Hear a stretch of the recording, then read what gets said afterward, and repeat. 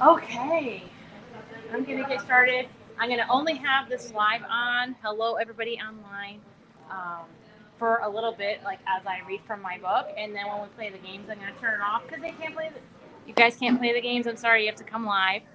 Um, and we're just going to have fun, and maybe I'm going to give away some books, and we're just going to kind of fill up your hearts and for just in time for Thanksgiving so that you can go and share some love with everyone else in your life.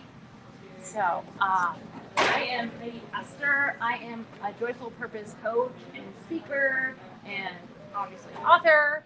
And I went through a 12-year transformational journey from someone who was not able to, I was kind of like a human doormat.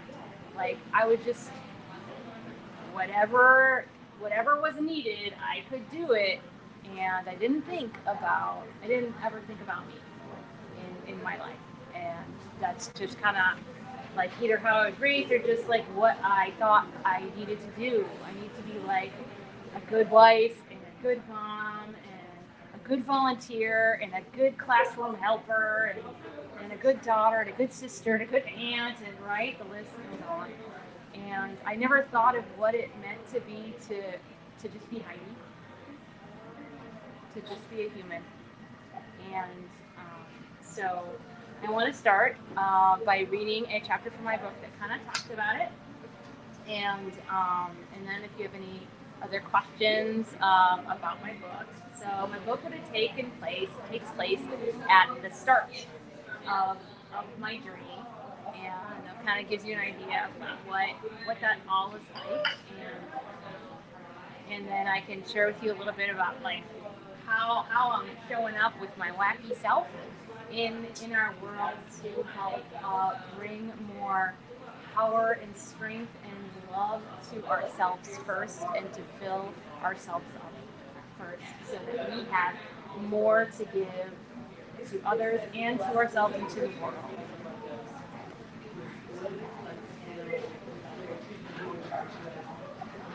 So, quick question: does everyone know what Spanx are? Spanx? Okay. This chapter is called Spanx, and I need my glasses. Does anyone see glasses around? Really? Oh, wait. This isn't my home. They shouldn't be that far. Chapter 3, Spanx. Later that week at 6:34 a.m., the studio lights blazed hot. I looked down and smoothed my green leopard print clingy dress. I try not to touch my hair, probably the first time it's been done since my daughter was born. I try not to move. My hands are freezer cold, and it feels like a sandbag is anchored to my arm. Whew, that's only my daughter. For a minute there, I thought I was having a heart attack. My little sprite starts jumping up and down. What's that, Mommy? I crouch down in my boots with 4-inch heels. A move as risky as taking a piece from a dwindling Jenga tower. I hold Barbie's arms firmly and gently and take out my best librarian voice. Sweetheart, we're in a place where they make shows that people watch on their TV. It's called a TV studio. I turn and point to the TV camera with the on-air light. That's one of their recorders. We need to be quiet, I say, putting my index finger to my lips. Barbie's eyes go wide as she looks at the light. What's that light, Mommy? Okay, it's time to break out the bride. Barbie, we both need to be quiet or we won't get donuts, I say and look at her directly. Quiet. Success! I look down at my daughter, her head full of blonde curls of triumph, her slate blue, bright eyes staring up at me. But was that hour of screaming that accompanied the hair curling, which made me also think about drinking at 5 a.m., really worth it? The blue and cream floral princess dress highlights her twinkling eyes better than any Precious Moments figurine. She looks like a cherub or a vampire child. Either way, adorable. I'm pulled out of my reverie by my friend's voice. It's my turn to go on our local CBS morning show for my friend's boutique. I look up, I make eye contact with my friend, and firmly grab Barbie's hand. I do a quick roll of the shoulders and feel the comforting dig of the spandex corset cut into my ribcage, and walk on air. Well, not like on air, but you know what I mean. My main worry not tripping. Grace, not one of my strong suits. Yeah, I've walked headfirst into poles in between doors before, and I quit ballet at age 7 before they could fire me. I don't think they make point shoes double wide anyway. Let's just say, with my barely over 5 foot frame, my parents didn't ever encourage me to go into modeling. My friend just needed some regular moms to showcase her local boutique. But why not? But why? My stomach reminds me that I need a bathroom whenever I pass a certain nervous threshold. The next minute, it's a blur. The only thing that could have been better was Barbie not fluttering around the studio like a butterfly.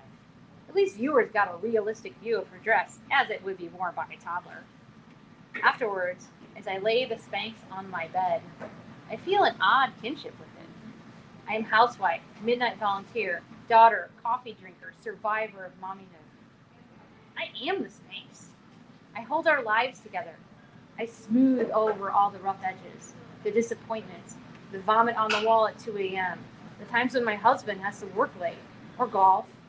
I sit on the floor at Meijer next to the fish tanks with 2 melted down babies, a bottle, and an open Cheerios box, while our ice cream drips from the cart. I hold everything in and make it better. No tears, no shouts. A life lived smoothly, even if it makes it hard to breathe. So that kind of gives you a little taste of what my life was like about 12-ish years ago. And so from then to now, so a lot of people ask me like why I wrote the book. Like, why would I want to write a book where I don't look great? A lot of other characters also, like, I also had to balance other characters in there too. But yeah, so I'm pretty. That's just kind of like how I was at the time. But in the heat of the lockdown, so it would have been like in May of 2020. So when everyone was just kind of like, we're all suffering from like being locked down like hardcore for like 2 months straight, I unlocked something miraculous. So I was fired for the second time in February, like right before lockdown. And I knew it was probably coming, but I was starting to live according to like my values. I was figuring out who I was. I'd been through a divorce. That's what happened. Like, started to happen. I'd been through a divorce, kind of like, and I had to go through it again. And then I went through a depression and a midlife awakening, and been unemployed a couple times. So I went through like all of these steps to get to this point, and I kept learning. I kept like peeling different layers of myself, like taking the hard steps to figure out like at first, like when I was at that Spanx part, it was like, I would get these moments and I would just be like, is this it? Like, I just felt like there was something missing and I didn't know what it was. And then there were some incidents that I talk about in the book between my husband and my son that, they say the universe gives you baseball bats if you don't listen to the toothpicks. And I got some big baseball bats. Like, there were some times when I look back and I could not have a son right now if things had gone differently. So I kept learning forward. I'm like, there's got to be more than what I had. What I had was great. I mean, I had like a suburban house, a successful husband. I was a stay-at-home mom, which I always thought I would want to be. Like, I'm a feminist and a stay-at-home mom. Like, it's possible. And so I got to this point in the pandemic where I'd gone through so many lessons. The pandemic triggered something in me, that I was home again with my kids. I had gone back to work after the divorce. And so I got back to work, and then I got laid off in the pandemic. And then what happened is there was a whole week in May, like, I would wake up at like 2 a.m. and at like 4 a.m. and I'd be like wide awake. I'd be like, hello world. It's only 2 a.m. Like, what is going on with me? And so finally there's this word that emerged. I think it was like around day 5. Like, it was mom sanity. And I was like, mom sanity, that's like a weird word. That's kind of a funny word. I'm like, okay, that's a weird word. What should I do with this word? And so I just like try to go back to bed. Sometimes I couldn't. I was like, drinking coffee at like 3 a.m., like doing my morning yoga. I don't know. And then I'd be really tired by like 5 p.m. But anyway, so the last day that it happened, I was like, all right, universe, like I have mom sanity. I'm so grateful that I have this sanity. I have this joy. I feel this cohesion and peace inside of me that I've never felt before. And it's during a period of time when like so many other people are suffering because people, is pandemic and lockdown and everyone is like split apart.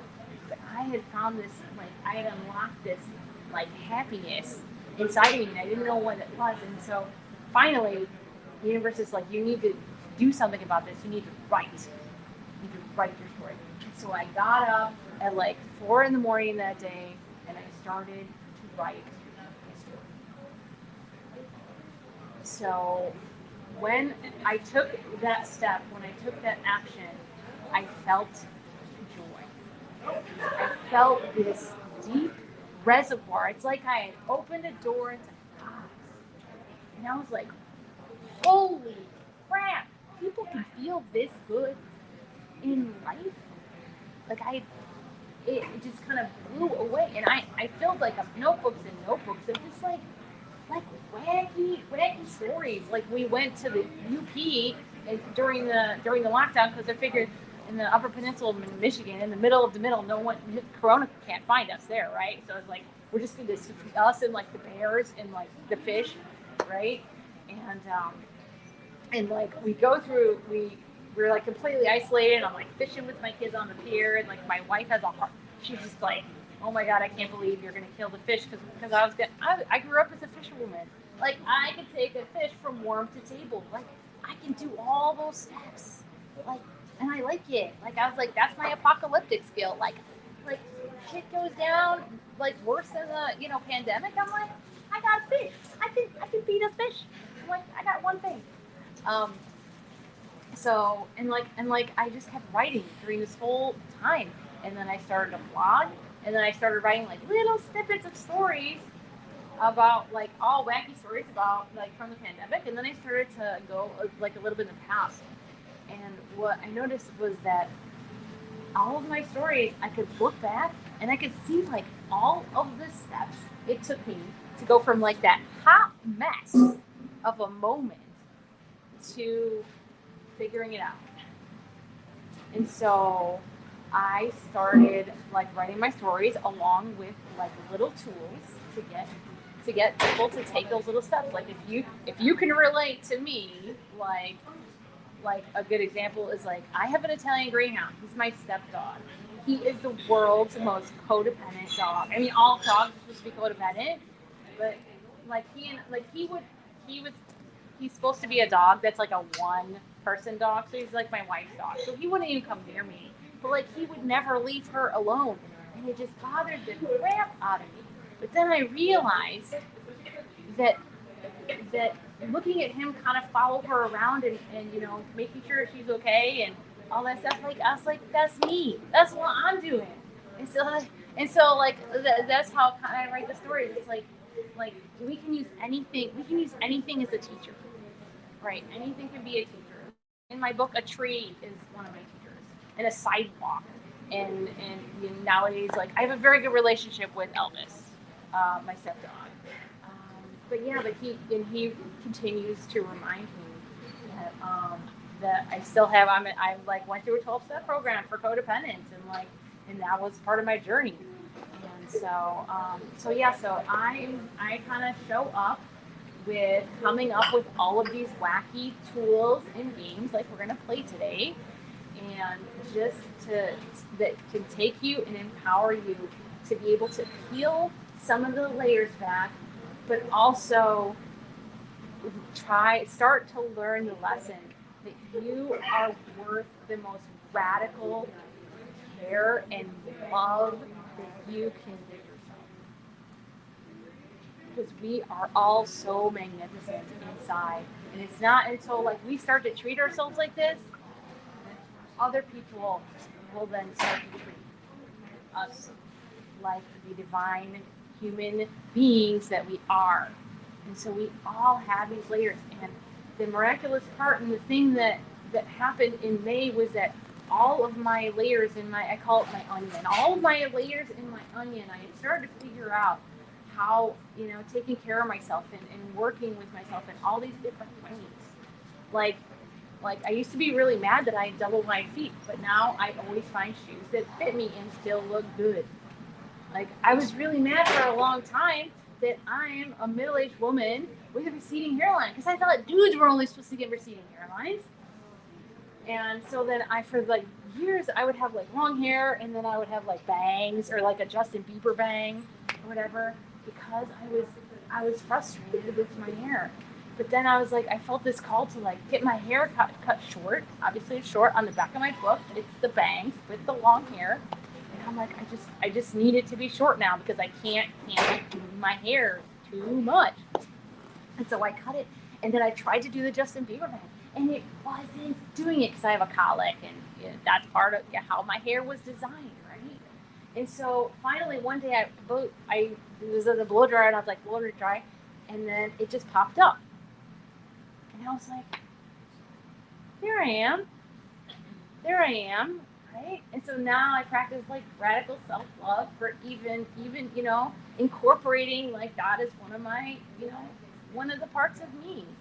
I just got, this is just how it is. And I'm not going to go around hiding it anymore. It's just part of who I am. And so yeah, so I do one-on-one coaching and speaking and fun and games and all that kind of stuff. All right. So that's my kind of talk. I'm gonna say goodbye online, and I'll see you guys soon. And